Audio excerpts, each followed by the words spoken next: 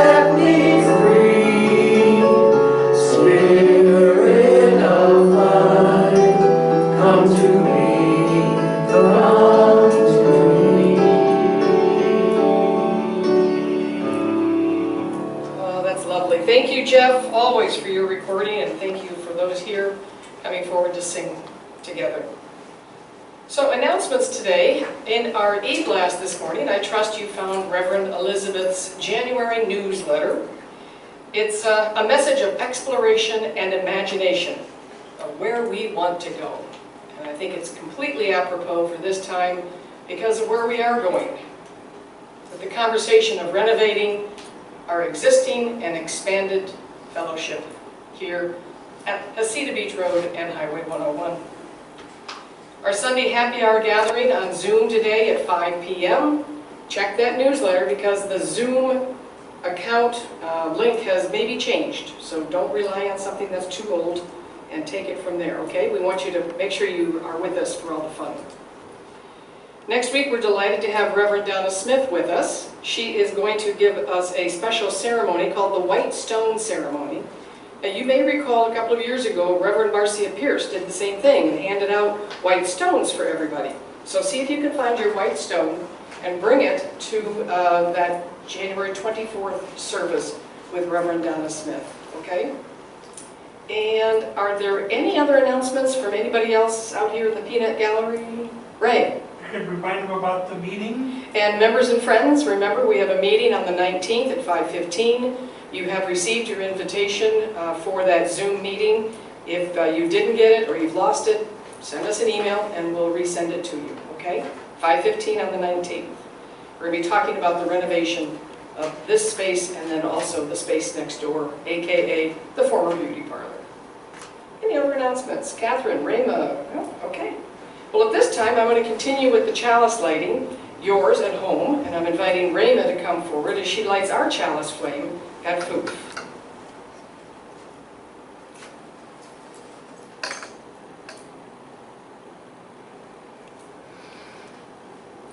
Very nice. Almost there. There you got it. Thank you. So these words come from Maureen Killoran, and it's titled, "Let us look first to the response of love." In these hard times, let us look first to the response of love. In the midst of challenge, may our chalice flame bear witness to the inherent worth and dignity of every human being. In the midst of uncertainty, may our chalice be a beacon of encouragement that our values may guide our choices. Let us first look to the response of love. Blessed be. I invite Catherine to come forward as we continue with our joys and concerns. And I do have a couple to share. Okay.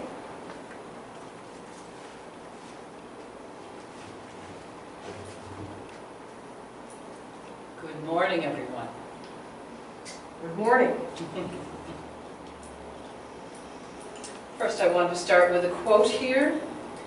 "A friend is one to whom one may pour out all the contents of one's heart, chaff and grain together, knowing that the gentlest of hands will take and sift it, keep that which is worth keeping, and with a breath of kindness blow the rest away. Let's be that kind of friend to one another.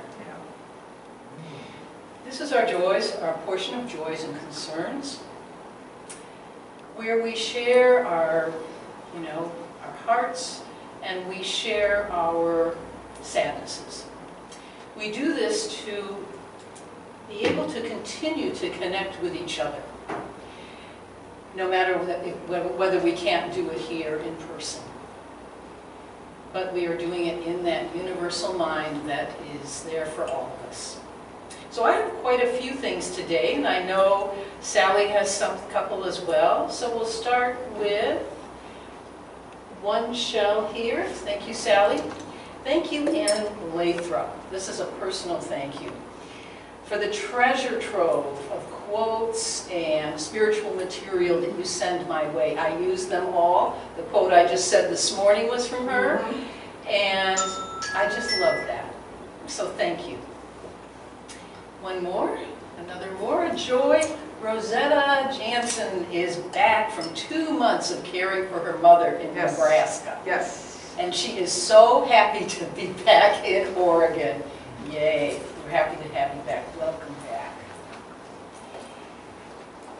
Oh, a third one. One more.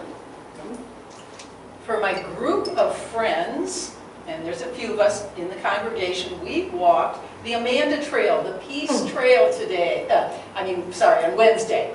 It was so beautiful. There was a break in the rain. It was sunny. Boy, was that great. Thank you all that walked with me, and we kept all of you in our hearts. We sang the peace song, actually. Did you? Afterward, when we were up there and we had said all our individual prayers, we sang the peace song for all of us. Thank you. Next. One more shout here. Oh, so I'm getting over to the concerns, but I want a correction first. Don Gardner does not have COVID.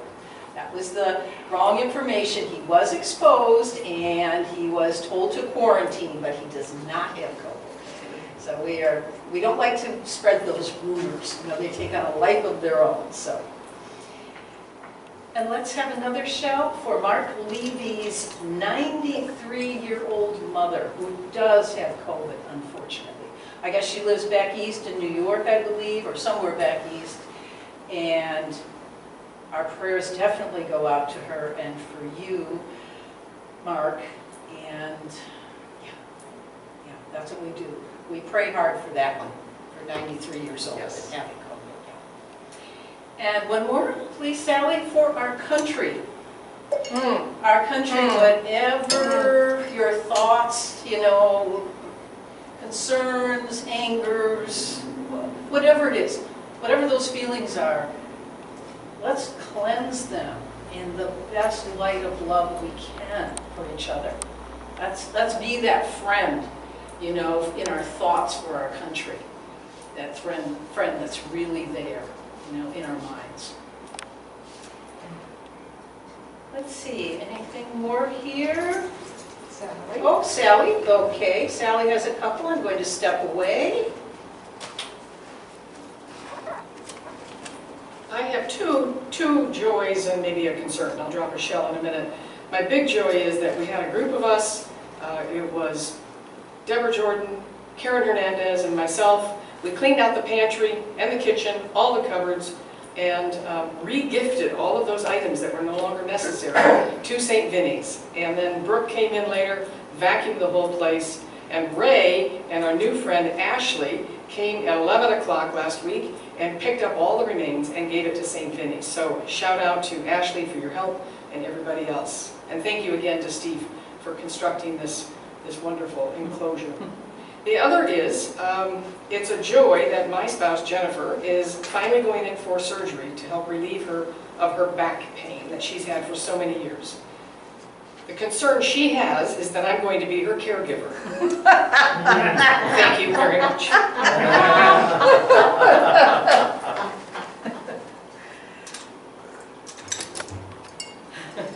Thank you, Sally. That would be Steve's concern as well if I was his caregiver, so I do understand.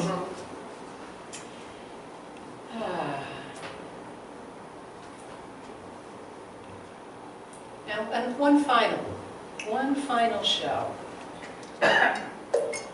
For all those out there living in uncertainty and pain, we hold you in our hearts. For all those who are feeling content and joyful in spite of the world, we thank you for what is true for one can possibly be true for all. And shine on joyful ones and to lend it to all of us, please. I will end with one more quote. Leave everything undefined. Leave everything undefined, including yourself. Befriend uncertainty. Fall in love with mystery. Kneel at the altar of unknowing. Give your questions time to breathe, and the answers will find you. It's by Jeff Foster. Thank you again, Anne, for these quotes. And now we will have a special reading by Reverend Elizabeth. Our reading this morning comes from the Reverend Karen Johnston.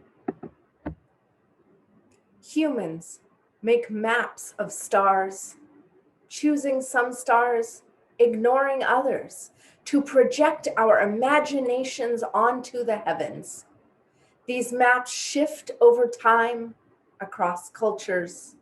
Names change for the same assemblage of bright points. The drinking gourd, Big Dipper, plow, lost hunters, Saptarishi. Humans make constellations by connecting stars. Humans make meaning by connecting stories, story to story, narrative to story. Some blaze bright, some are faint. Most are backdrop to the great and mundane human unfolding.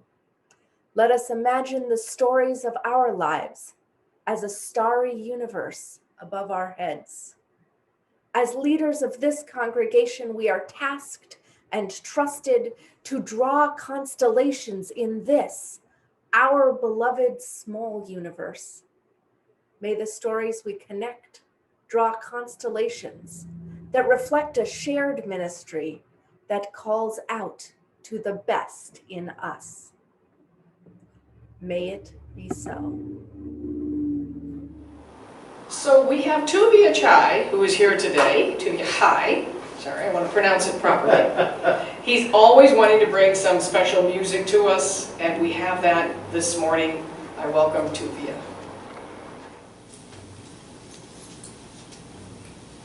Good morning, everybody. A great Jewish philosopher, Rabbi Hillel, said, "If I am not for myself, who will be for me? If I am only for myself, what am I? And if not now, when?" It seems to be the theme for today and for life in general.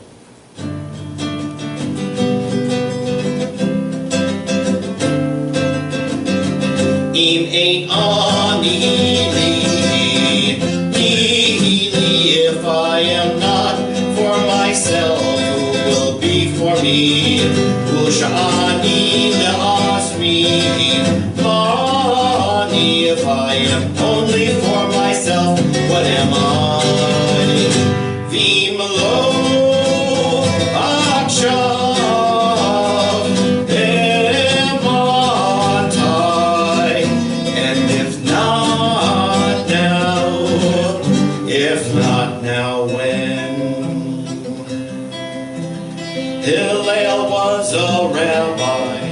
He taught us what to do. The first part of his lesson said, you must be true to you. You have to love yourself if you expect that others should. Having self self-respect is something special, something good. It ain't on me. If I am not for myself, who will be for me? Who sha'ani la'asmi? Mani, if I am only for myself, what am I? Vim lo akshav ematai. And if not now when? Myself is very special, it's the place I have to start. But Hillel said we must make room for others in our heart. Yes, love yourself, but care and share. Don't lock the others out. Caring for yourself and others is what life's about.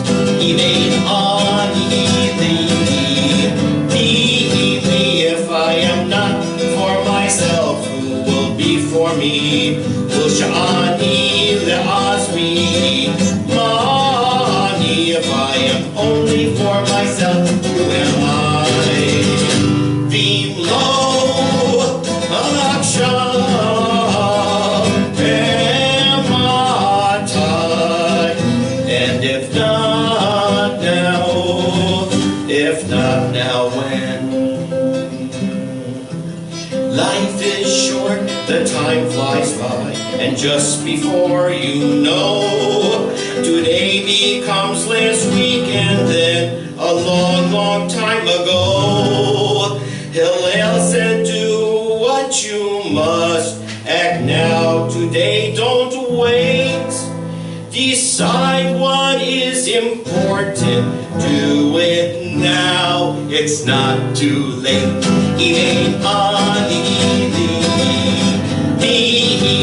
If I am not for myself, who will be for me? Who sha'ani la'azmi? Mani, if I am only for myself, what am I? Vim lo akshav ematai. And if not now, when?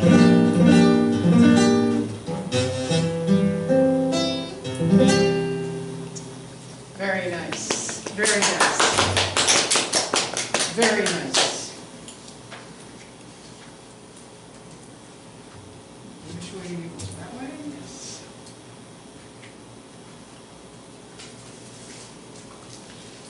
That was lovely, Tuvia. Thank you very, very much.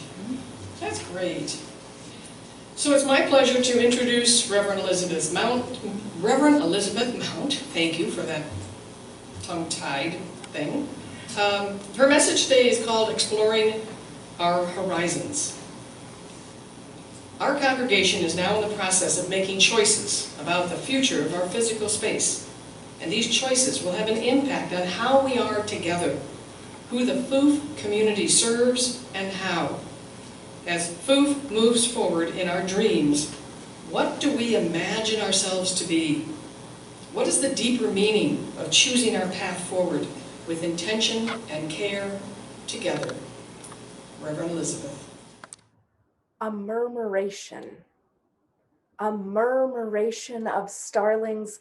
The word caught my imagination the very first time I heard it. A murmuration, it's a subtle, flowing sound. It means a group of birds which flock in formation, in constellations and shapes that flow and eddy on the currents of air. A murmuration forms a dance in the sky that proceeds with a coherence and a direction that is greater than any single bird's intention. You have probably seen these kinds of flocking events, even if you didn't know the word for it. A murmuration. It looks like a dance or like magic, like a flow of liquid in the air, breaking apart and forming together in particles. It seems in those moments that every bird knows exactly where to go next, where to go without breaking the group, without running into one another. Even though there are hundreds of birds, sometimes thousands, moving all at once in 3 dimensions without any language, without the ability to say, hey, watch out, be careful, look where you're going. And yet, when murmurations were studied, it seems that in order to create this brilliant dance, to move together, each bird keeps track of as few as 7 others. There are a multitude then of small cells within the murmuration, groups keeping track of one another, birds keeping track of overlapping groups and groups. They are interlocked by that overlap between birds, watching across the disparate groups, keeping track of those nearest to them. It's not so different from how human communities form. We each keep track most closely of a small group of friends or family.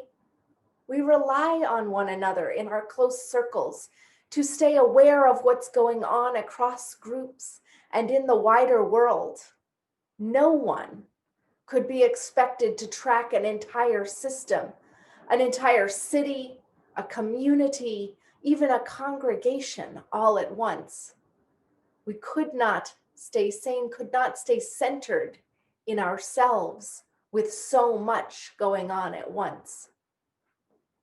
And so, like tracking the stars in the night sky or the birds in a murmuration, we pick out a few. We choose which will help us to tell the stories of our lives, set our course for the future.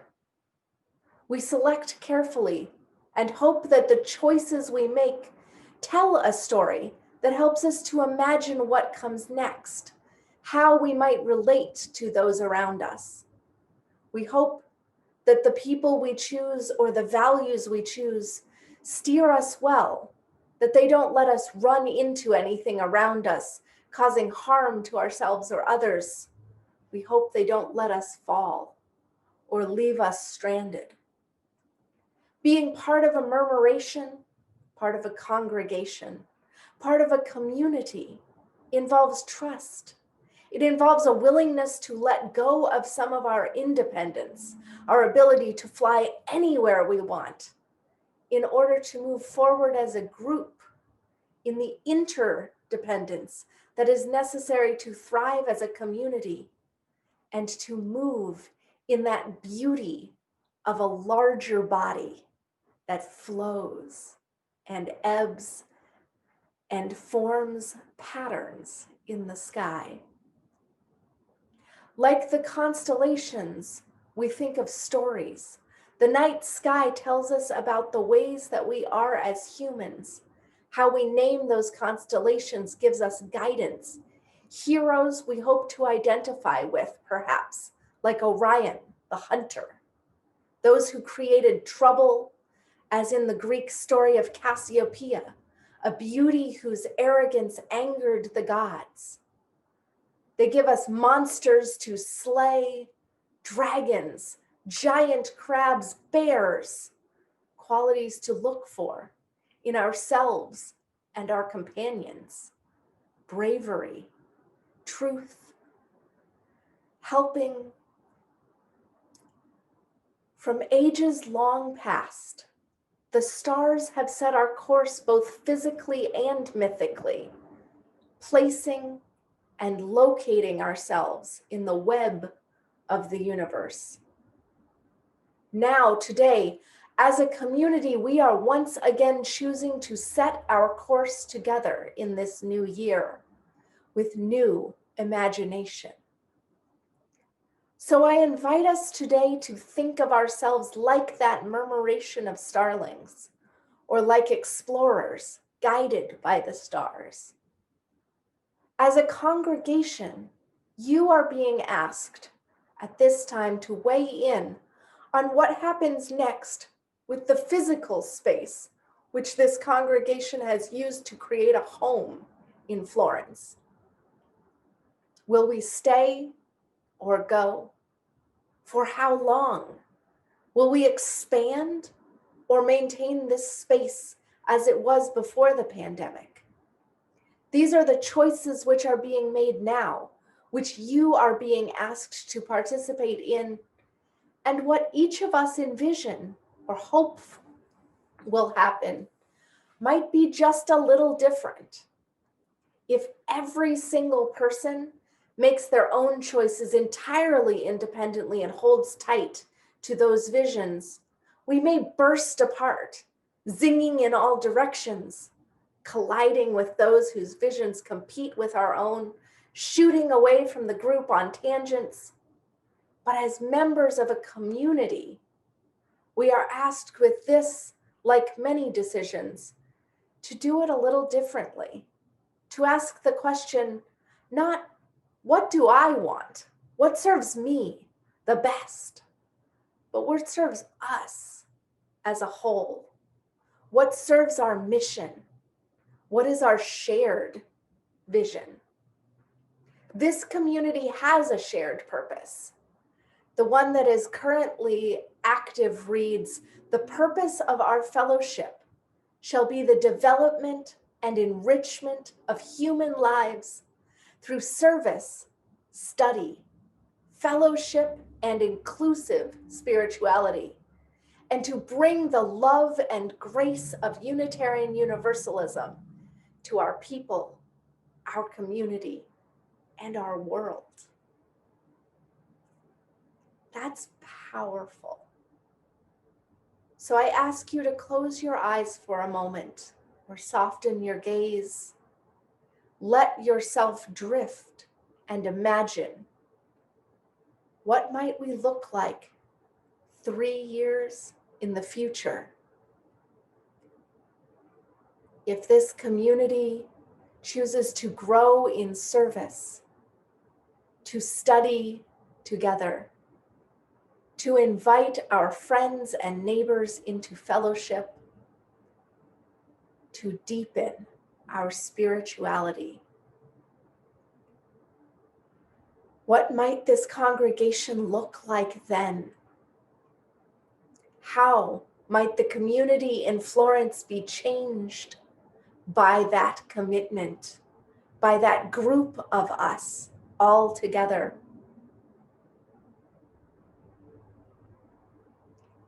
What might be happening in the building? What might you be doing, leading, participating in? Who might be there with you?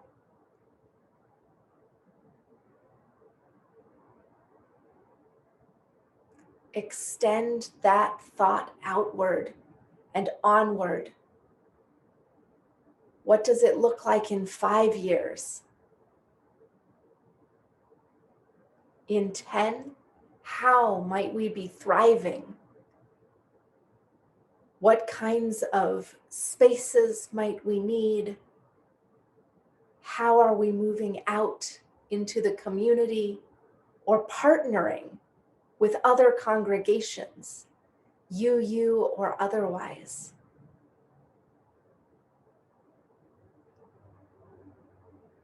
As you look to that farther out future, are there people doing things that you might not wish to participate in, but you are glad exist in the congregation? What is enriching for those unlike you who are also beloved community members?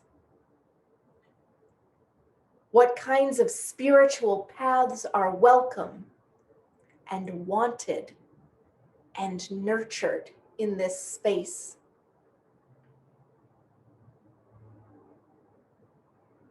What coffee hour conversations do you have that challenge and stretch you in welcome ways?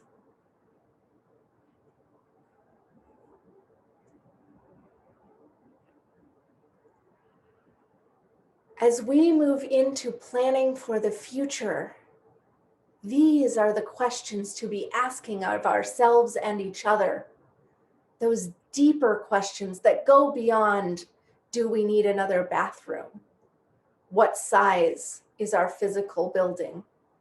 The board is considering and asking the congregation, yes, to consider the physical plant of the building, but what we are also asking one another as a congregation is, who will we become? Who do we want to be? Where are we going from here?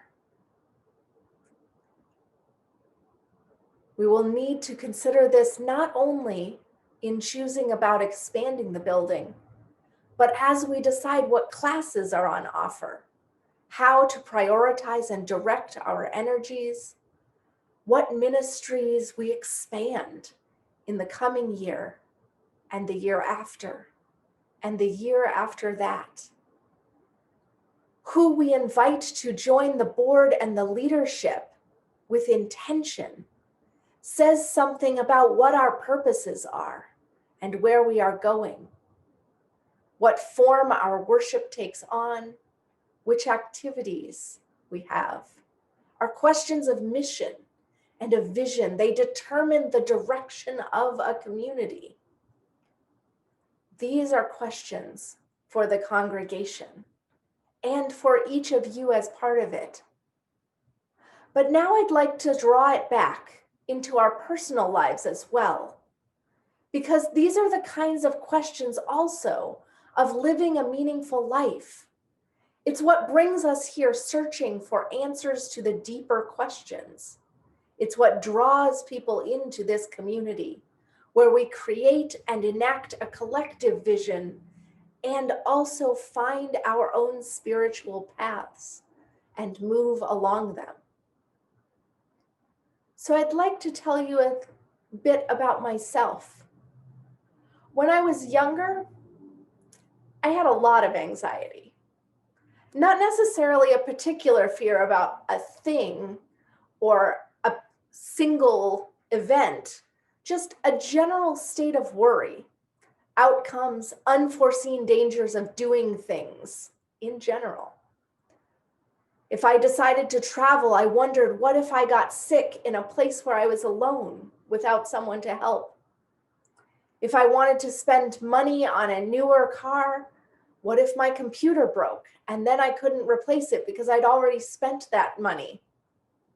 What if I tried rock climbing, but I froze up because I was afraid of heights? How would my partner feel, or me? What if? If I were a starling considering joining a murmuration, I would have been the one frozen, sitting on that electrical wire and gripping it forever, just watching the flock fly away without me. Instead, I made the choice to leap and to fly. I decided that I could either do things and worry, or not do things and still worry.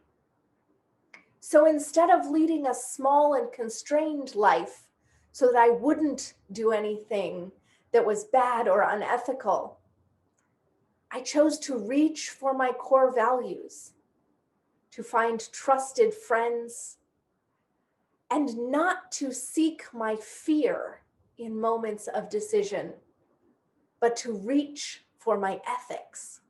I would choose what my ethics called me to and take risks and perhaps sometimes fall. But more often, I have flown and I have loved the places I've gotten to go, the things I've been able to be a part of, the movements and murmurations that have taken me on long migrations toward a more just and beautiful world. So in this moment, I'd like to ask you again to take a moment, perhaps close your eyes to meditate with me on this. Think about what core values you reach to when there is a decision to be made. Are there a few touch points that you come back to? guiding stars, perhaps, or other members of your murmuration.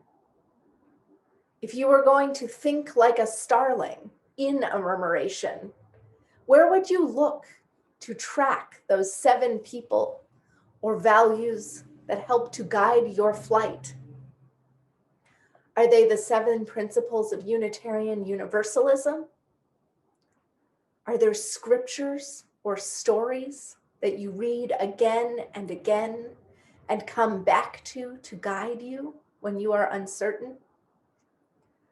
Are there people you trust deeply to reflect your needs and help you find your integrity when you are fearful or afraid?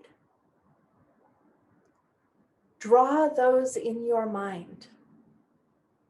Bring each one into being.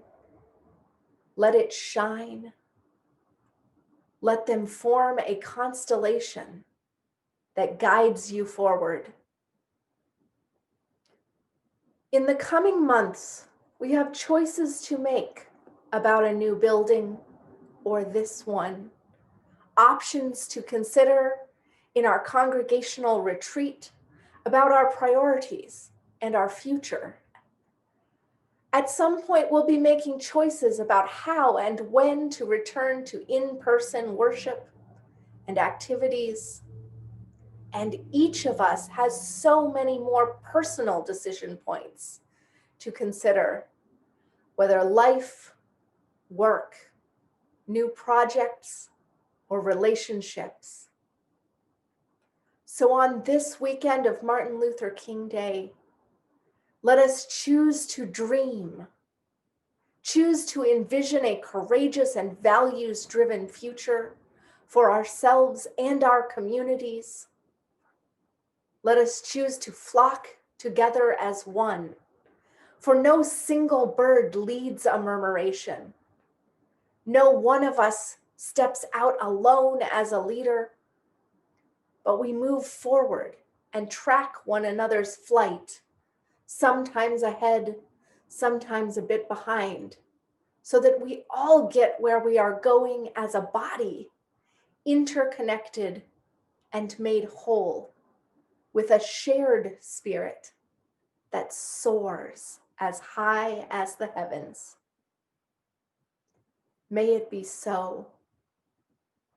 May it guide your day, your week, your life. Blessed be. Thank you, Reverend Elizabeth. Wonderful message. Truly appreciate it. I look forward to what we can create together, always. Thank you. Our offering today is in 2 parts, as it is every single week. Part 1 is our community partner, and this month and next is Sayusla Outreach Services. Great organization, offering help to those who need it, and keeping their doors open as best they can to respond to the needs of those less fortunate than us. So ask that you contribute to Sayusla Outreach Services, aka SOS. And you can also, for sure, make a donation to this particular fellowship. The fellowship that we hope brings to you the needed soulful connections that we have, wonderful messages, music, readings, joys and concerns, and all that comes with it. You can send your contributions and donations to our P.O. Box 2502, Florence 97439, or you can go onto our website and click on the donate button. Either way, you can designate how much you would like to go to our community partner and how much you would like to come to FUUF. We appreciate your contributions. And here at FUUF and at home, I ask that you repeat after me. Divine love through me. Divine love through me. Blesses and multiplies all that I am. Blesses and multiplies all that I am. All that I give. All that I give. And all that I receive. And all that I receive. I am prosperous now. I am prosperous now. Blessed be. Blessed be. Thank you. At this time, I invite Raymond to come back up as we extinguish the flame in our chalice, and you get to extinguish yours at home. I offer these words from Krista Taves, titled, "The Work We Share." It is our work, shared with each other in covenant, that creates and sustains this beloved community. We extinguish this chalice, but its light lives on in the directions we have chosen today. The light of this faith lives on in us, together in our hearts, minds, bodies, and spirits. Amen and blessed be. I offer the following closing words by Cynthia Landrum, titled, "Be true, be well, be loving." We leave this gathered community, but we don't leave our connections, our concerns, our care for each other. Our service to each other, to the world, and to the faith continues until we are together again. So be strong, be true, be loving. Amen. So let's close now with our peace song. And Tuvia, I'm going to invite you to come back up. And if you want to gather around, we're going to sing our peace song, accompaniment by Tuvia. Thank you. You can't see the smiling underneath these masks, but But we're you're all smiling. smiling. I know you are. Smile with I'm us. smiling for you, okay?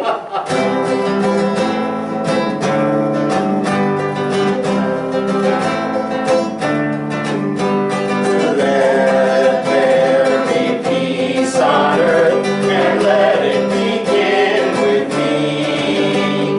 Let there be peace on earth, the peace that was meant to be. With love as our center, family all are we. Let us walk with each other in perfect harmony. Let peace begin with me. Let this be the moment now. With every step I take, let this be my song of love. To take each moment and live each moment in peace eternally. Let there be peace on earth, and let it begin with me. Let there be peace. Let there be peace. Let there be peace. Let there be peace on earth. Thank you, everybody.